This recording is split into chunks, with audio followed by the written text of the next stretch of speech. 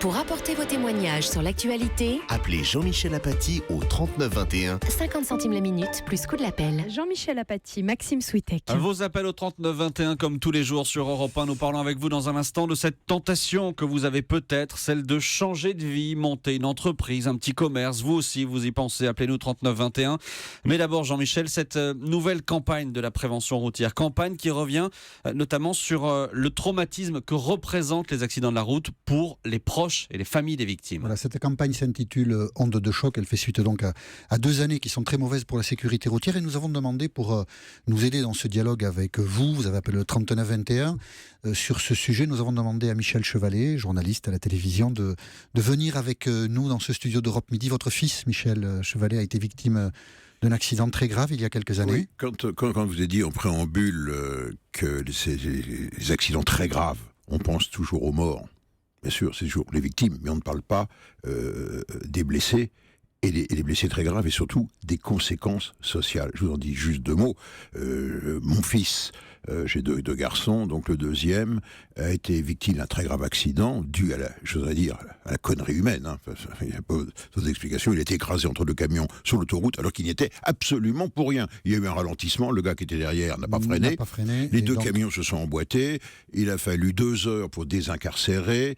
Il a fallu l'endormir tellement il souffrait. Le crâne a éclaté. C'est ce qui l'a sauvé. Le bilan maintenant, au bout d'1 mois et demi de coma, 1 an de rééducation, il est aveugle à vie, le pauvre, et il est hémiplégique, paralysé d'un côté. Et cet accident est survenu il y a combien de temps ?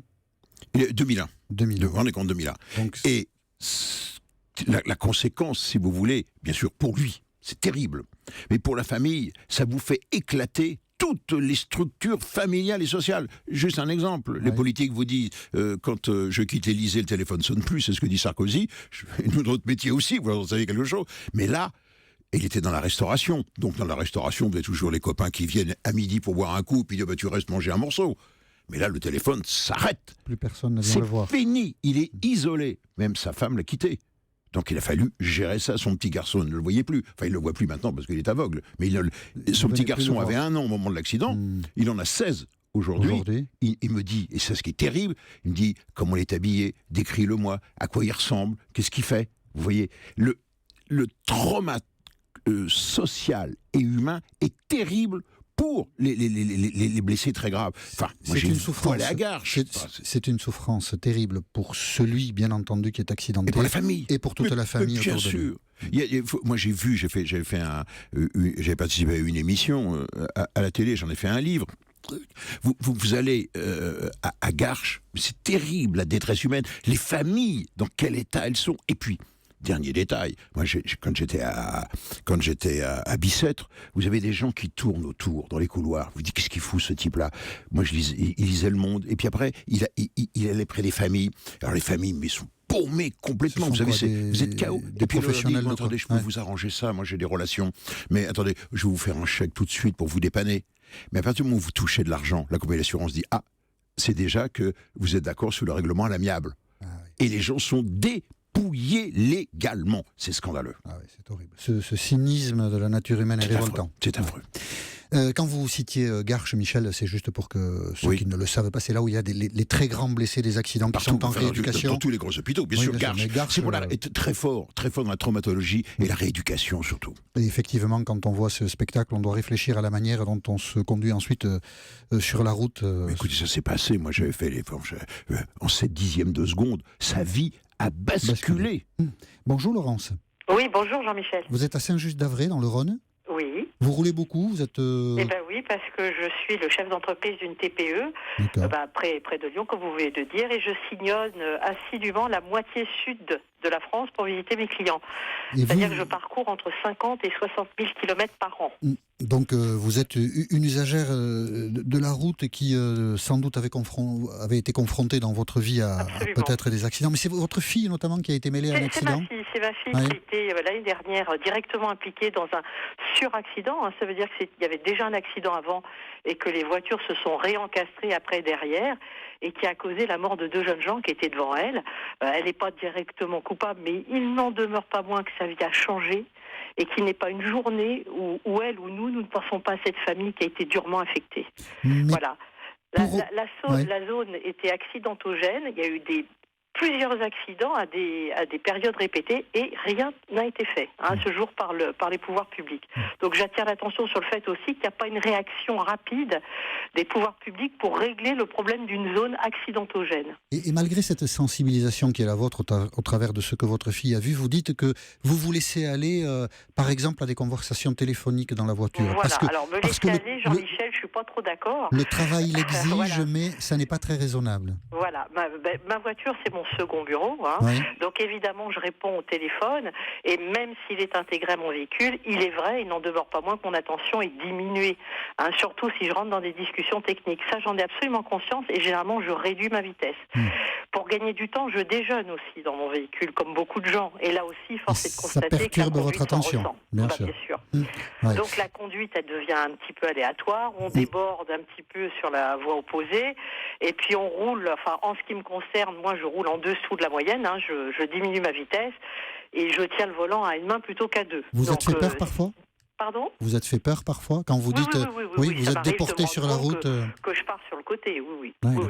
absolument. D'accord. Donc Michel- je constate un relâchement, moi aussi, des conducteurs face à moi qui ne respectent plus les règles. On a l'impression que les règles sont faites pour les livres, mais plus pour être appliquées. Donc il y a une dégradation des conditions de conduite. Donc que le gouvernement relance une opération me paraît mais plus qu'urgent. Restez avec nous, Laurence. Ce que vous décriviez, Michel, de l'accident de votre fils est illustré par le propos de Laurence.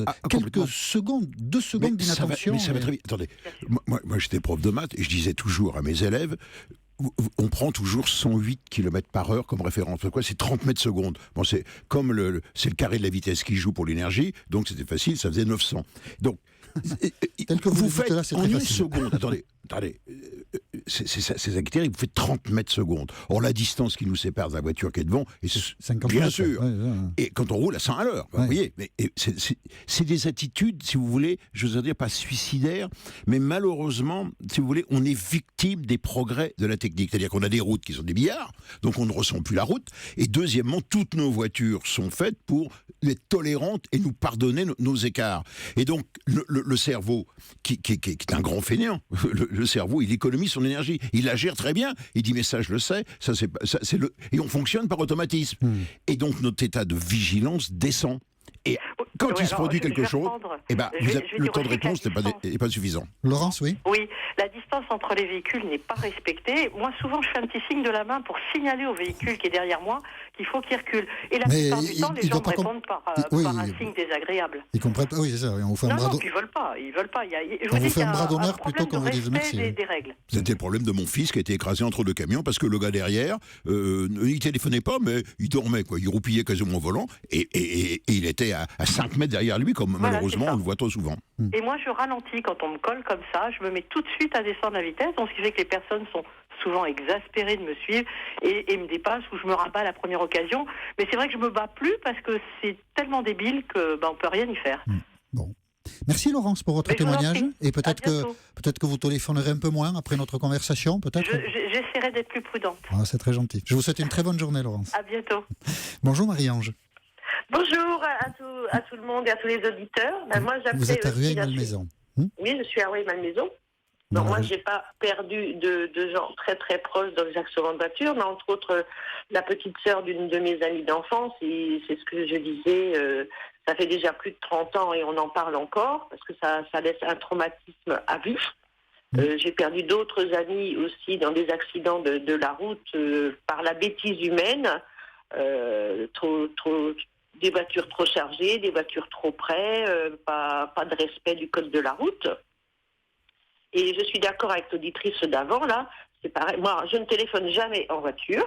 Ça, c'est une règle que vous vous donnez, Marie-Ange. C'est une règle que je me donne. Vous ne téléphonez jamais. Sonne, je laisse le téléphone sonner. Quand je suis arrêtée, je prends le téléphone et je regarde. Si c'est urgent, les gens me laissent un message. Avant, il n'y avait pas de téléphone, on s'en passait très bien. Donc, il n'y a pas de raison que les choses changent maintenant, en tout cas pour moi. Ça fait que 10 ans que j'ai mon permis. Moi, j'ai passé mon permis sur le tard. Nous ne sommes pas nombreux à avoir votre sagesse, sans doute. Voilà, mais je Marie-Ange. suis très prudente. Mais ce qui se passe, c'est qu'il y a beaucoup de manque de civisme des gens. C'est vrai que moi, je ralentis à l'entrée d'un passage piéton parce que n'importe qui peut débouler. Mais ça m'est arrivé plus d'une fois qu'une voiture m'est doublée par la gauche. très rapidement, Ah, sans oui, voir bien sûr. s'il y avait un obstacle. Et bien souvent, il y a des gens qui traversent. Donc, c'est effrayant. Les gens sont toujours à une minute. La vie, leur vie et celle des autres n'a aucune importance, quoi. Vous nous avez même confié, Marie-Ange, j'ai été arrêté parce que je roulais trop lentement. Oui, j'avais raccompagné ma tante à la Seine-Saint-Cloud, donc ce n'est pas très loin. Donc c'est une grande voie assez rapide avec je crois qu'il y a 3 voies et un trottoir très large. Et comme je connais pas très bien cet endroit, j'ai donc roulé très doucement. En plus, c'était à la tombée de la nuit, donc je faisais très attention parce que je connais pas bien. Et je me suis fait arrêter par la police qui m'ont demandé si j'avais bu, etc., etc. J'ai dit non, je n'ai pas bu. Ah oui, ça les seulement... inquiétait, oui, c'est ça. Voilà. Donc on m'a pas fait souffler dans le ballon. On a regardé mon permis, mon assurance, c'est tout. Et ils Mais vous, ils vous ont laissé repartir Mais ils m'ont laissé repartir. en vous disant quoi? Il faut accélérer un peu? Voilà, en me disant, voilà, c'est bien de respecter les limitations de vitesse, mais c'est dans les deux sens. Reste avec nous, Marie-Ange. Oui, Michel Chevalier. Non, il n'y a pas de limitation inférieure, je suis désolé. Non.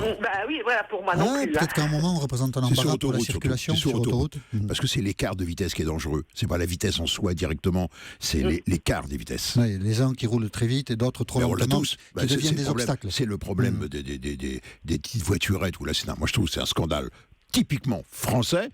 Des gens qui n'ont plus le permis, donc on dit légalement, vous ne devez plus conduire, ils s'achètent une voiture sans permis en toute égalité, et ils conduisent, et ils peuvent tuer à 50 à l'heure un piéton. Moi, je trouve ça révoltant. Merci beaucoup, Marie-Ange. Je vous en prie, merci à tous, au revoir. Au revoir, Marie-Ange, je vous souhaite une bonne journée. Ce que disait Marie-Ange aussi, Michel Chevalet, est assez nouveau, et on y est tous confrontés. Adopter cette discipline, ne pas téléphoner, laisser le téléphone sonner Il n'y a pas que ça, dans une Jean-Michel. Il n'y a pas que ça. Moi, je dis, essayons de prendre un peu de recul. Les gens n'ont pas conscience que conduire, c'est d'abord un acte responsable. Vous avez entre les mains une merveilleuse machine, mais qui accumule de l'énergie qu'il va falloir dissiper par les freins, mais malheureusement par les chocs et par le corps humain. Donc, il faut en avoir conscient. Et ces quantités d'énergie sont considérables. Donc, vous voyez, vous vous souvenez de toutes ces campagnes, la prévention routière, on vous précipite une voiture dans un mur, on voit les dégâts ou de choc. Enfin, c'est évident. Nos voitures sont très bien faites pour nous sauver la vie jusqu'à 60 à l'heure. À partir de 60, elles commencent à être dangereuses. Donc, les gens ne prennent pas conscience que conduire, c'est un acte responsable, et ça demande une vigilance complète. Mais, regardez, vous prenez l'exemple, et j'ai traité souvent les problèmes des accidents de chemin de fer, des accidents d'avion. Vous voyez bien, les types sont entraînés, ils sont motivés, ils repassent en simulateur. Moi, ça fait combien? J'ose pas le dire. J'ai eu mon permis en 58. En 58, j'ai eu mon permis. Je n'ai jamais été recontrôlé. Ah, c'est incroyable. Maxime? On a plusieurs questions autour du même thème, question que je posais à Michel Chevalet. Beaucoup d'auditeurs nous demandent par exemple pourquoi est-ce qu'on ne bride pas les voitures à 120 ou 130 km/h par exemple. Très bien, oui, mais la question est permanente. C'est le lobby automobile. De toute façon, c'est le lobby automobile. On ne peut pas aller plus vite sur une route. Donc, mais bien sûr, mais regardez l'escalade des puissances actuellement. Je me souviens d'un petit papier, un jour dans un journal, qui se moquait de Lionel Jospin, qui avait fait Paris-L'Île de Ré, où il avait acheté une voiture. Et Jospin était en pétard, il faisait des appels de phare et klaxonnait à tous les gens qui étaient au-dessus de 130. Quand on le doublait, lui il était à 130 et les gens le doublaient et il faisait des appels de phare et le papier se moquait de Jospin en disant qu'est-ce qu'il est chieur quand même. Vous voyez un peu comment on fait de la pédagogie dans une société alors que celui qui avait raison là pour le coup c'était plutôt lui que celui qui était en excès de vitesse. Non, sur la vigilance. Alors, le bridé, ça revient. Il y a le lobby automobile, il y a des arguments commerciaux et que malheureusement nous les journalistes et les journalistes dits spécialisés de l'automobile, quand vous regardez les magazines, on vous vante les mérites, le kilomètre départ arrêté, mais c'est de la folie. Enfin, c'est totalement irréaliste. Les Américains, moi j'ai vécu pas mal aux États-Unis, étaient très prudents, ils limitaient à 55 miles.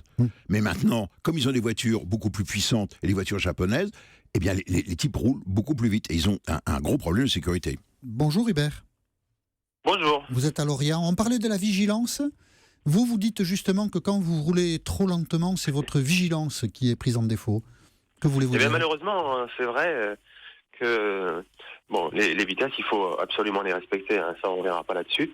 Mais c'est vrai que j'ai cru remarquer qu'avec les voitures modernes, comme disait M. Chevalet précédemment, ce sont des vrais tapis roulants, on ne se rend pas compte de la route, on a tendance un peu à s'endormir à la vitesse. Moi j'étais cet été dans l'Est de l'Europe et j'ai eu l'occasion de rouler sur les autoroutes allemandes où il n'y a pas de limite par endroit. Et c'est vrai que quand on peut rouler comme on le souhaite, eh ben, on se rend compte qu'on a peut-être une conduite un petit peu plus dynamique, un petit peu, On est un peu mieux plus concentré. vigilant, on est un peu plus éveillé. Voilà. On est mieux concentré. Alors dès que je suis rentré en France, j'ai mis le limitateur de vitesse ou le régulateur à 110 ou 130. Et là, j'avoue que tout d'un coup, la tension, elle diminue parce que ça va pas vite, parce qu'on regarde un petit peu le paysage. Et puis, voilà. Moi, j'aime bien rester un peu dynamique au volant, même si on fait pas du sport. Mais c'est vrai que moi, j'ai remarqué ça en tout cas. On s'ennuie, on pense à autre chose et du coup, on a moins de réflexes. Michel ? C'est humain, vous avez raison hein, dans ce que vous dites. Mais enfin, je vais pousser votre raisonnement jusqu'à vous. Vous roulez à 200, vous allez être très vigilant, mais ça, vous n'allez pas le faire pendant 3-4 heures. Le problème, il est là. Ça fatigue. Ça fatigue. Et quand, ça fatigue énormément. Mais sans aller jusque-là, peut-être en Allemagne, les autoroutes sont souvent pas limitées. Je crois qu'ils n'ont pas plus d'accidents que nous. Je pense qu'il faut arrêter de parler de vitesse. Moi, j'aimerais bien qu'on parle aussi de formation. On donne le permis à des jeunes en leur apprenant quelques heures à rouler dans une ville et puis à faire un créneau ou 2-3 manœuvres. Mais alors, ils conduisent pas de nuit, ils conduisent pas sur la neige, ils conduisent pas beaucoup sous la pluie.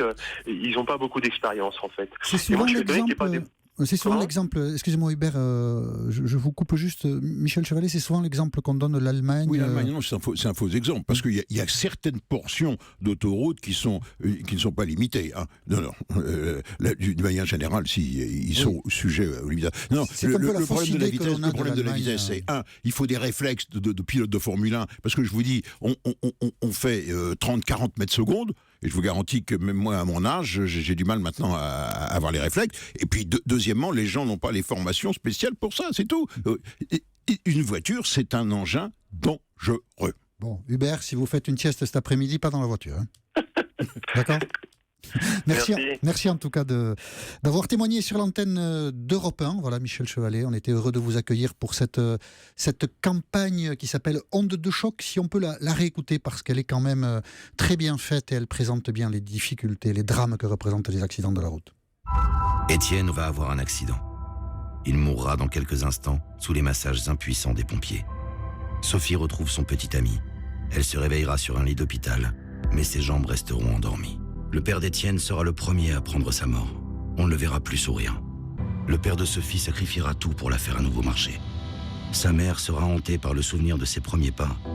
Son petit ami la demandera en mariage. Elle refusera, par amour.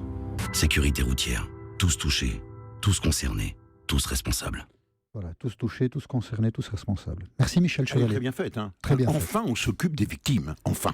Merci d'avoir accepté l'invitation d'Europe Midi. Nous poursuivons ce dialogue dans un instant. Vous avez des rêves, vous voulez changer de vie. On se retrouve sur l'antenne d'Europe 1. Pour rapporter vos témoignages sur l'actualité, Appelez Europe 1 au 39 21. 50 centimes la minute plus coût de l'appel. Jean-Michel Apathy, Maxime Switek. Il paraît que les Français rêvent. Sondage Opinionway, 19 millions de Français voudraient changer de vie, par exemple créer une entreprise. Vous nous avez appelé au 3921 pour témoigner. Voilà, voudrait changer de vie, ça veut dire que voilà, tous les rêves ne se réalisent pas. C'est ce que vous nous disiez, Arnaud de Saint-Simon, directeur de Psychologie Magazine, tout à l'heure. Mais là, nous allons accueillir un auditeur, Christophe, qui est à Nice et qui a bien un rêve aussi. Oui, bonjour. Et alors ? Oui, le rêve de s'installer un jour, mais je crois que c'est propre à chacun. Il y a un âge où on se retrouve confronté à ça. Je suis dans l'artisanat. Et je suis prothésiste. Et il y a un jour où vous avez des opportunités, une personne qui part à la retraite, un copain qui veut s'associer, ou il y a plein d'opportunités, en tout cas dans l'artisanat, qui font que ce choix vous est posé. Alors, ou vous êtes prêt pour le faire, ou vous l'êtes pas, ou vous êtes frileux parce que ça engage évidemment certains risques. Et vous êtes resté dans le même métier, vous êtes installé à votre compte, ou vous avez carrément changé de vie ? Je suis resté dans le même métier parce que je connaissais que ça, et je me sentais plus à l'aise pour réussir à ce niveau-là. Vous, votre rêve, c'était d'être à votre compte, en fait, d'être votre patron. Mon rêve, c'est-à-dire qu'il y a un moment donné où vous avez envie de changer, vous avez envie d'évoluer ou de gagner mieux votre vie ou d'espérer avoir des opportunités différentes. Donc oui, c'est un rêve. C'est un rêve c'est de l'ambition, donc je crois que c'est lié. Arnaud de Saint-Simon, voilà, ça, se mettre à son compte en quelque sorte, être son propre patron, ça c'est assez commun d'une certaine manière. Voilà, moi ce qui m'intéresserait, c'est d'entendre Christophe nous dire quelle est la réalité par rapport à son rêve et à ses aspirations. On sait qu'on gagne de la liberté, parfois de la précarité, on sait que ça peut être difficile et en même temps très rémunérateur personnellement, mais comme vous le disiez tout à l'heure, oui, il y a un vrai fantasme, mais je crois aujourd'hui plus vivace que jamais, de s'installer à son propre compte, de retrouver une liberté que, comme on le disait tout à l'heure, peut-être on ne trouve pas ou on ne trouve plus dans cette entreprise un peu figée par rapport à un monde et à une manière de fonctionner qu'on voudrait plus fluide et plus agile, comme on dit. Et donc, ça, c'est quelque chose qui est partagé, difficile à faire, arriver à se mettre à son compte aujourd'hui. Les difficultés économiques sont importantes, mais c'est ce qu'a fait Pierre-Yves à Lénanou. Bonjour, Pierre-Yves. Oui, bonjour, enchanté, monsieur Apathy. Alors, quelle est votre histoire, Pierre-Yves ? Donc, moi, je me suis installé il y a un peu plus d'1 an comme contrôleur technique d'engins de travaux publics et de levage. Et donc, suite à plus de 10 ans comme salarié dans les travaux publics, et j'avais vraiment envie de pouvoir me gérer tout seul, et puis de me dire que si mon patron gagnait de l'argent, il en gagnait avec moi, donc moi je pourrais en gagner pour moi aussi. Bien sûr. Et ça se passe bien ? Et ça se passe super bien. Je me suis installé en tant qu'auto-entrepreneur pour limiter les risques et la casse au cas où. On ne sait pas trop où on va en ce moment. Et vu que le chiffre d'affaires a explosé au bout de 6 mois, l'auto-entreprise a été arrêtée et puis on a créé une entreprise derrière, quoi. C'était une bonne chose. Vous avez pris une bonne décision. Ah oui. Moi, c'était au cas où je serais resté 2-3 ans auto-entrepreneur. Et puis après, l'objectif était quand même de passer le cap au-dessus. Mais on limitait la casse au cas où. Et puis, quand j'ai vu les chiffres arriver, je faisais ma comptabilité au fur et à mesure. J'étais agréablement surpris et satisfait et persuadé que j'avais fait le bon choix, quoi. Très bien. Écoutez, on vous félicite, Pierre-Yves, pour cette décision. Je vous souhaite une très bonne journée. Je vous remercie beaucoup, bon après-midi. Bon après-midi. On voit, Arnaud de Saint-Simon, que là, on n'est pas tout à fait dans ce que décrivait l'étude, c'est-à-dire changer vraiment de vie, et puis aller vers quelque chose de plus convivial, d'abandonner la compétition en quelque sorte. Oui, il y a beaucoup de fantasmes, se rapprocher de la nature, ralentir, abandonner la compétition, retrouver de la liberté. Et je crois que ce qui est peut-être intéressant pour les auditeurs, c'est comment est-ce qu'on peut faire ? Quelles sont les questions qu'on peut se poser ? Alors, il y a des choses qu'on peut faire personnellement, c'est-à-dire évaluer les plus et les moins de son job actuel, essayer de voir quels seraient nos critères d'épanouissement, mais le plus précis possible, versus plus d'authenticité, de liberté. Mais je voudrais un métier sédentaire, je voudrais un métier où je travaille plus créatif et que je travaille sur ordinateur, des choses comme ça. Ensuite, je pense qu'il faut aussi bien évaluer quels seraient les impacts. Est-ce qu'on est prêt est-ce qu'on vit avec quelqu'un qui gagne de l'argent ou pas ? Est-ce qu'on est prêt à gagner moins d'argent ? Est-ce qu'on est prêt à cet impact familial éventuellement Et puis ensuite, il faut se poser. Ensuite, il y a toute une partie peut-être plus technique qui est se poser, faire un dossier, faire un business plan. Il y a beaucoup de... on a fait tout un dossier sur psychologie que vous pouvez retrouver sur le site psychologie.com. Il y a beaucoup de sites qui sont là pour vous aider à accompagner. C'est une démarche difficile, évidemment. On peut faire appel à des juniors d'entreprise pour être aidés. Il y a des sites sur lesquels on peut être aidé à faire des business plans. Il y a des chats et puis il faut aussi après valider son projet. Et valider, il n'y a rien de plus formidable de mon point de vue que d'échanger. Échanger, c'est échanger avec des pairs, échanger avec des pros, dans des chats, dans des salons. On peut aussi, vous voyez, quand on se lance, dire à quelqu'un, je voudrais vous consulter pour avoir votre avis. Les gens sont toujours plus valorisés de pouvoir avoir votre avis plutôt que je cherche un boulot. Voilà. Et puis parfois, indirectement, on trouve un boulot du coup plutôt que de créer sa propre entreprise. Bref.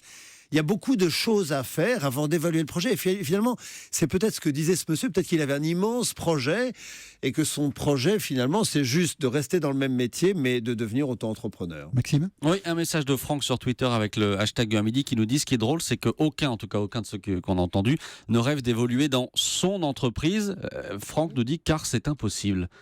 Alors, Et il y ça, a c'est- l'idée répandue que l'herbe est toujours plus verte ailleurs. voilà. Alors, il y a quelque chose qui est que le monde de l'entreprise est clairement assez figé, assez inertiel, et on parle suffisamment des lois sociales, etc., etc. Vous savez, il y a un truc qui est très à la mode, ça s'appelle l'entreprise libérée. Il y a 5 entreprises libérées en France, mais dans tous les manuels de management, c'est Qu'est-ce que Isaac c'est Getz. Oui, c'est quoi une entreprise libérée? Alors, une entreprise libérée, c'est une entreprise dans laquelle on laisse les salariés s'organiser. Plutôt que ce soit un polytechnicien qui fixe les cadres de travail, plutôt que ce soit le patron qui fixe le matériel, on dit aux gens, voilà, vous avez des impératifs de production, mais organisez-vous comme vous voulez. Ce qui est intéressant, c'est qu'il y a un fantasme, voilà. Et donc, à l'intérieur de ça, on peut quand même trouver des zones, voilà.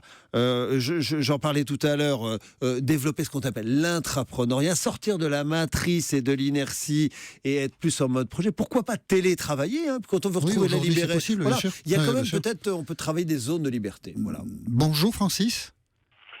Bonjour Jean-Michel et bonjour à tous les auditeurs. Vous êtes à Nancy, il y a 15 ans, vous avez changé de vie.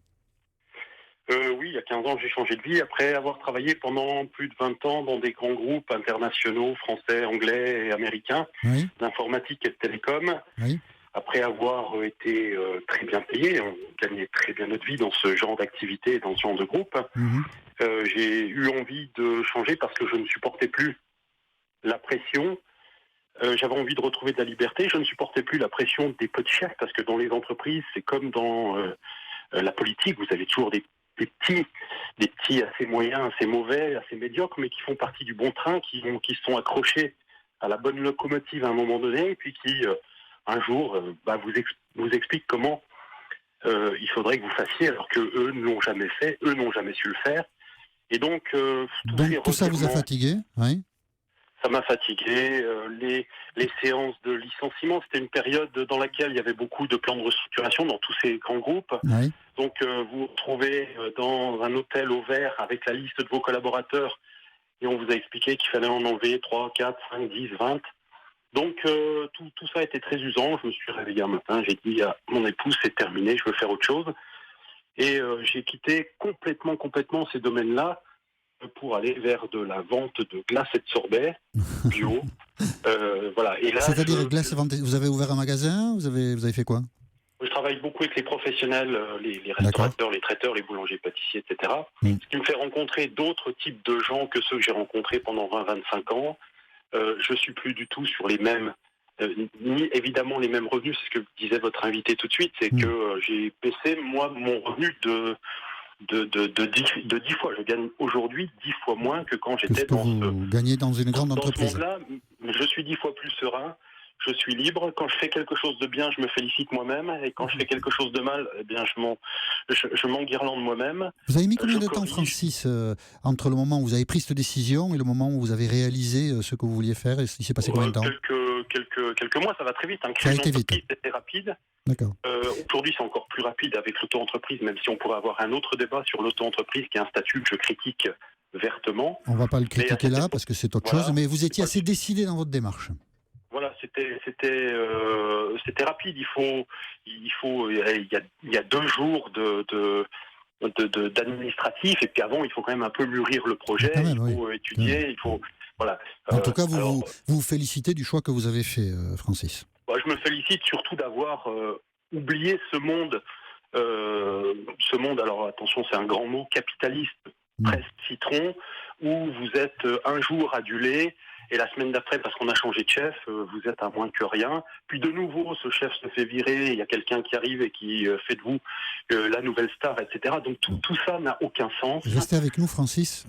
Arnaud de Saint-Simon, voilà, il a trouvé sa liberté sans doute, mais il a divisé ses revenus. Il gagne le 10e de ce qu'il gagnait. Quand on lit les témoignages sur Internet, c'est beaucoup ça. Hein. J'ai retrouvé ma liberté. D'ailleurs, j'ai lu 46% des gens sondés disent que ce fut la meilleure décision de leur vie. Donc souvent, les gens sont plutôt contents.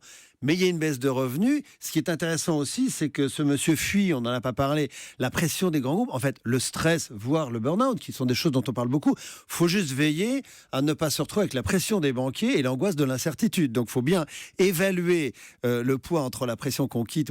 Et puis, une dernière chose peut-être qu'on peut dire, c'est que peut-être ce monsieur à la quarantaine ou cinquantaine, d'après ce que je l'entends, et ne vous offensez pas si je me trompe, mais c'est vrai qu'il y a aussi un moment de la vie où on se pose des questions sur est-ce que je suis dans la bonne boîte, la bonne organisation. Vous savez, le psychanalyste Jung disait qu'on passe sa vie à monter une échelle et à un moment on s'aperçoit qu'elle était adossée au mauvais mur. Voilà. Donc il y a un moment, de toute façon à la quarantaine ou à la cinquantaine, où c'est assez classique, ça s'appelle la crise de milieu de vie pour certains. On se pose une question de est-ce que j'ai envie d'être dans un grand groupe ou est-ce qu'au fond j'ai envie d'une qualité de vie avec moins de pression. Merci Francis à Nancy d'avoir apporté votre témoignage sur l'antenne d'Europe 1. Merci Arnaud de Saint-Simon, directeur de Psychologie Magazine. Voilà, c'est bien des rêves, c'est bien d'avoir des rêves, c'est très bien de les réaliser. Et nous étions heureux d'évoquer cette expérience avec vous sur l'antenne d'Europe 1 et nous reprenons demain notre dialogue 39-21 à partir de 13h10.